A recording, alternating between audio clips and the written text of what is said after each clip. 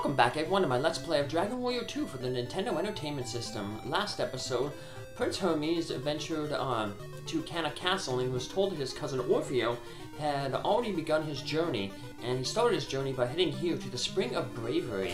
It's like a place to get baptized for your adventure.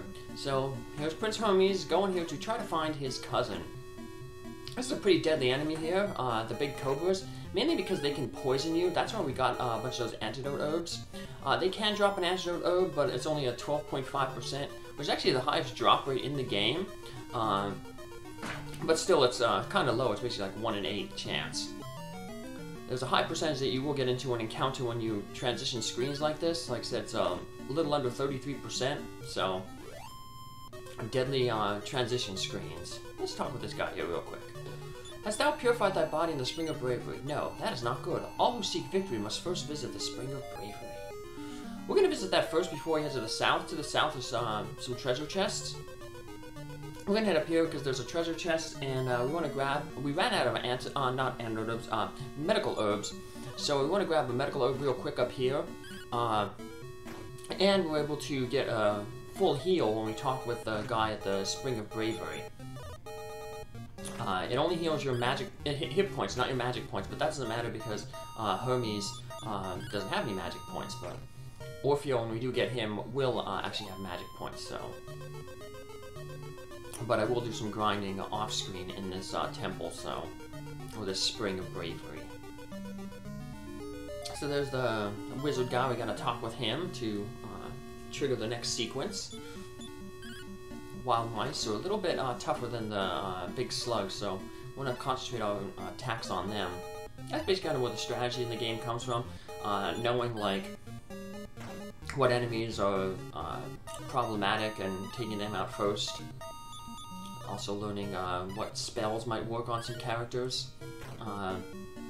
Not much of a here because we don't have any offensive spells, but when we start getting offensive spells with Prince Cannock and the Princess of Moonbrook, going to be important to know what spells work, the resistances of some enemies, and I'll point that out. So, we got another medical herb there, so that'll help us on our trip to the south to grab the remaining treasures. So, I came up this way, like I said, to get some extra experience because I'm pretty close to a level. So it'd be nice if I get that level and then I can heal at the spring to, you know, get those extra hit points that I get from the level. So, there we go. Everyone is down.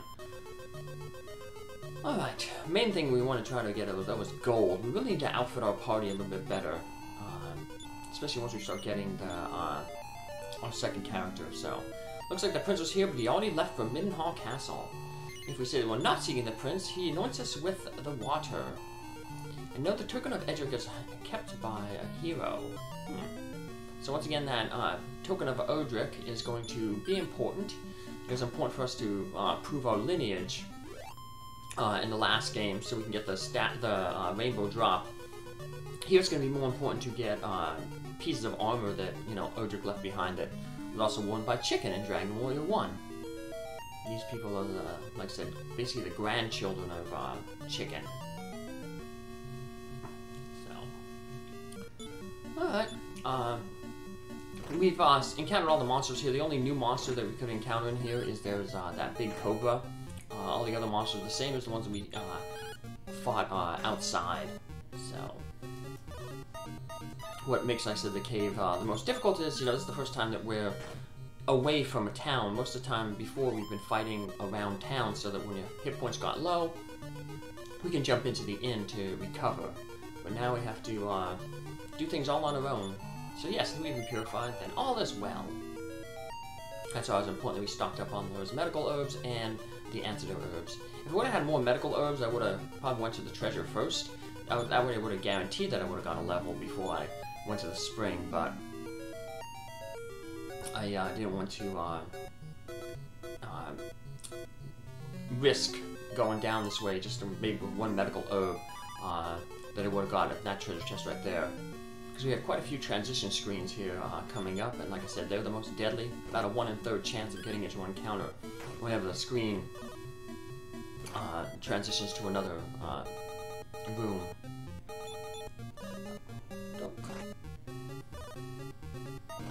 Now I want to finish off these mice.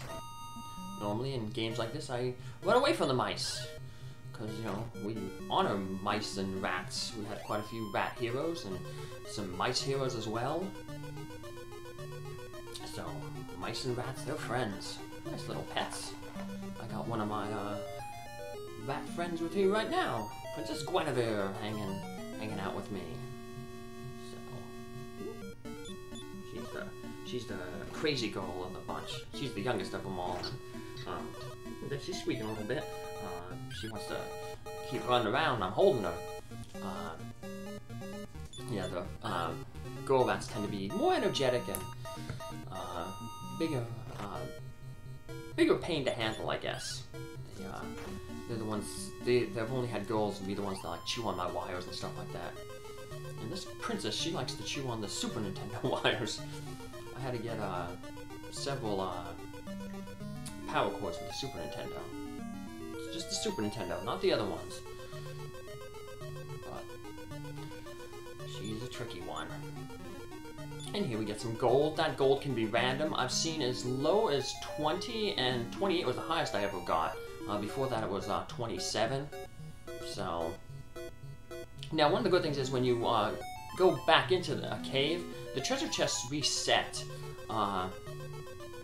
So when I come back here off screen to do some grinding to get Orfeo some levels, I'll be able to get these treasure chests. I'll be able to collect some medical herbs. So as you can see, not too many enemies are dropping them. So these wild mice can drop them, 12.5% chance, but not getting too lucky.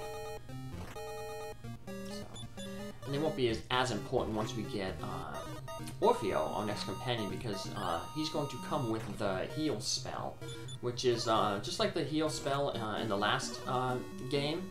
You cast it, 3 magic points, and heal some hit points for your characters. So.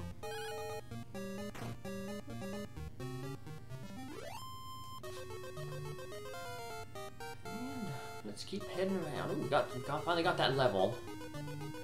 So, nice.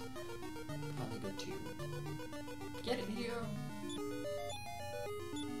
Oh, small level though, so. A lot of times Hermes doesn't get a lot of stats on his levels because Hermes can actually get the most levels. Hermes maxes out at level 50. The Prince of Cannock maxes out at level 45, and the Princess of Moonbrook maxes out at level 35. So, the Prince of Cannock and Princess of Moonbrook, they tend to get more stats because they're getting less. They have the chance to gain less levels. So, swamps again, once again, they're deadly. You lose 2 hit points every time you step in one, so that's why I had to use that medical herb there to heal myself up. So the man at the spring said that the prince went to Middenhall Castle, so let's head back here. I'm going to sell that lottery ticket. We'll be able to pick up another lottery ticket later on, and we're going to save scum when we actually do play the lottery. So it doesn't matter that we need to have a bunch of lottery tickets to be lucky. We're just going to rig the game in our favor. Welcome back, Hermes. Of experience, we need 322. Now, they have a typo here. It says the Prince of Cannock was here, but now he is off to Middenhall looking for you, I believe. Well, we're already at Middenhall. They actually mean he went to Leftwyn, the first town we were told to go to. So we're going to head over to Leftwyn, and we will see him hanging out. Now, because we're not running into any new enemies, I'm just going to be cutting out the battles. That's what I was doing like earlier when I was leaving for the Spring of Bravery. So, yeah, we're getting into a bunch of battles here, which is really bad because I don't want to try to. I want to, try to keep my experience kind of the same, or the levels fairly close. So, we got to the point where slimes now are scared of us, and the wild mice also will run away from us. So now you see you have a different person standing there in the inn. Let's talk with him. Hail, friend, I am Prince Orfeo of Cannock. Art thou my cousin from Middenall? Ah, it is as I guessed. I have been seeking thee so that together we may oppose Hargon. Come, let us go forth. And we were told he's good with magic and light weapons and armor. So, he's not going to have too much difference in terms of equipment for now, because we're all basically early game equipment. But he will come in handy because as level 3, he'll end up getting a fireball spell, which is kind of like your hurt spell in the game.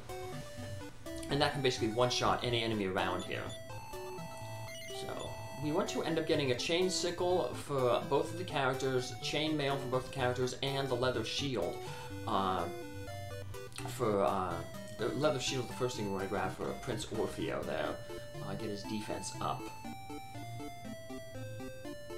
But now when we fight with Prince Orfeo, at first here he only has a club, and he's not going to really do a lot of damage. And you can't really specify what target you want to hit. And Hermes doesn't need any help taking out these enemies. So, probably for the first, like, few levels, basically until level 3, it's pretty wise to just basically have Orfeo parry. When the character parries, they take half damage from attacks. So, both physical and magical, so that's pretty good.